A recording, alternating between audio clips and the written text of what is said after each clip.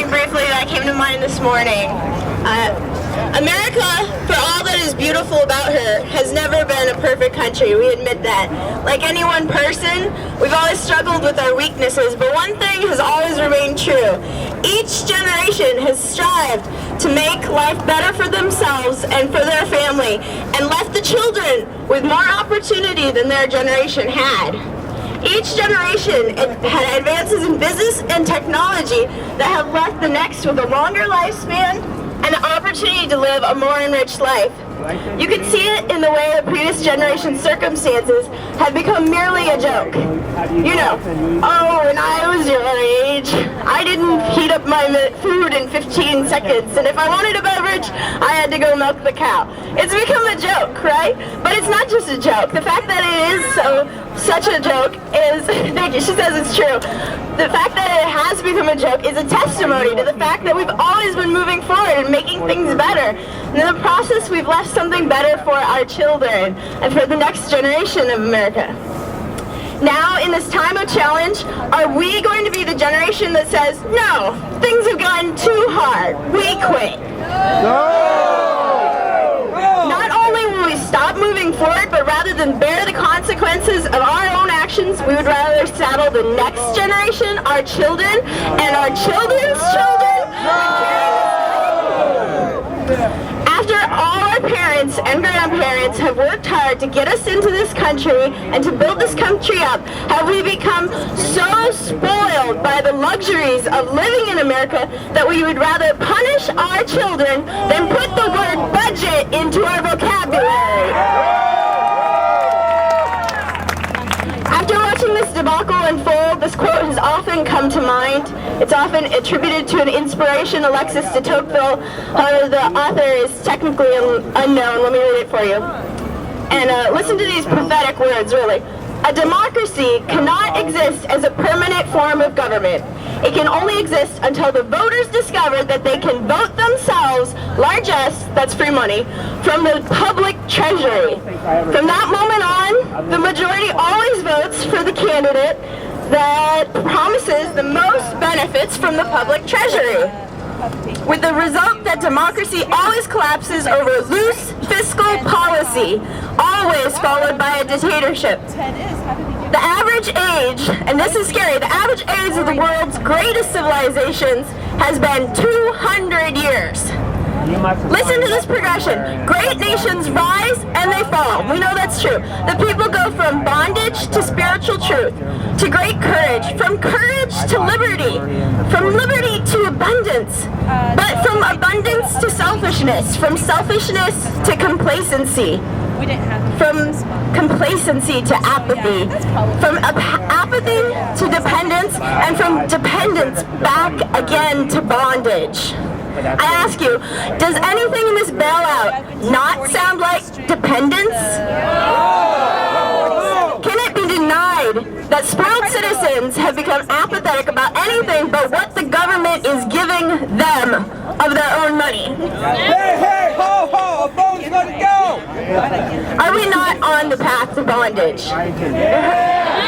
It hurts me to say this, but it's true. It's, if not for ourselves, then surely for our next generation. Let's fight this apathy, this dependence, this bondage. Let's fight, and if not for ourselves, for the next generation, so they can look back at us and say we saw an immense challenge in our world and within ourselves, and like great Americans, we met it directly.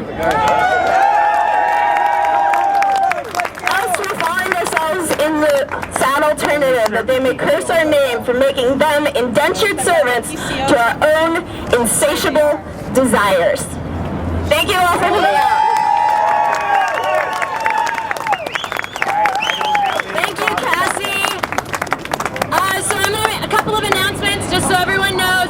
There are people walking around with tea bags, okay? We got, this man is holding up some tea bags, and we've got a whole bunch of tea bags up here. So if you didn't bring them, you're gonna come up here. We have wrappers that we made that have nice little messages to President Obama on them about how we feel about what's happening and what his administration is doing. And you can wrap the tea bags and we will send them to Washington, D.C., or we might just march them down to Jackson to the federal building and give them to Patty Murray and Maria King.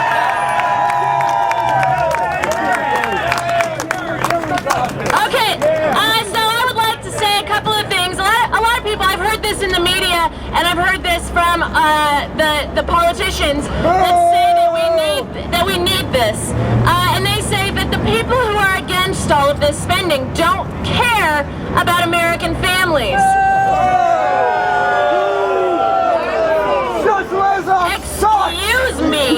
Excuse me. I care very much, as do all of you. And you know what? Americans give over $125 billion every single year to charity. We care, thank you very much.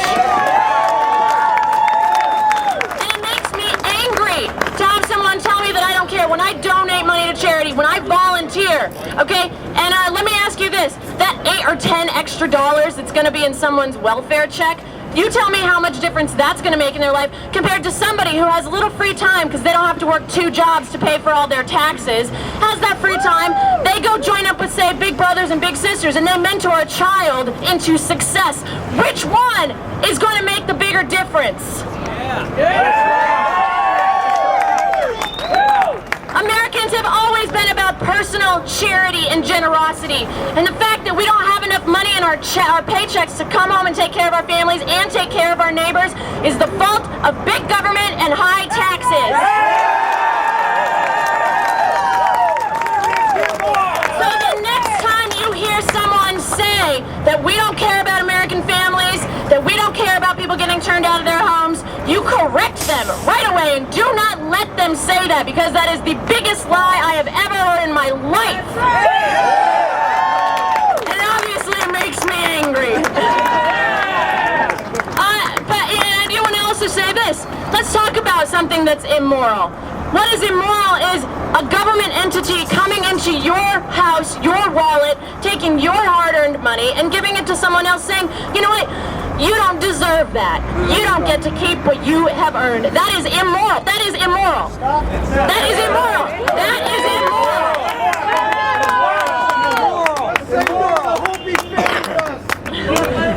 Okay, so, see, lost my train of thought. Okay, so that is immoral. That's what I wanted to say. And when we say to some people, like if I was to go through this crowd and say, you get my help. You get my help. You get my help. Everyone on this side does not get my help. You get my help. You look sad. You get my help. Right? That's not the way, that's not what happens. There are people out there that are barely scraping by and have been for a long time. Barely scraping by. Okay? But because they are current on their mortgages, they don't get any help. I mean, there are so many people that are working so hard to make it, okay? And there are some people that are not. And I'm so sorry that there are a lot of people without right now. But there are a lot of people that we can't see that are without. But they're just above that line. They're just above that line. And we need to care about everyone, not just a certain group of people. And those of us that believe in free markets and want the government out of the market, we believe that because we realize that free markets create prosperity for everyone.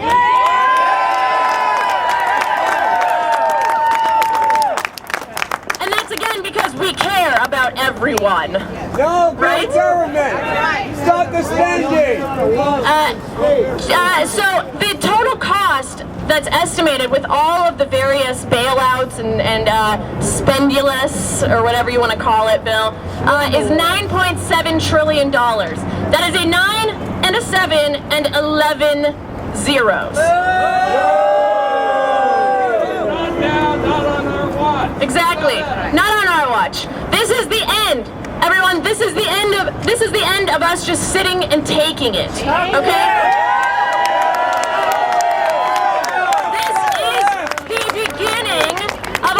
Coming together, getting out of our houses, getting off of the phone, just getting away from that dinner table where we talk about it with people that agree with us. We are getting out there. And the first thing that we're going to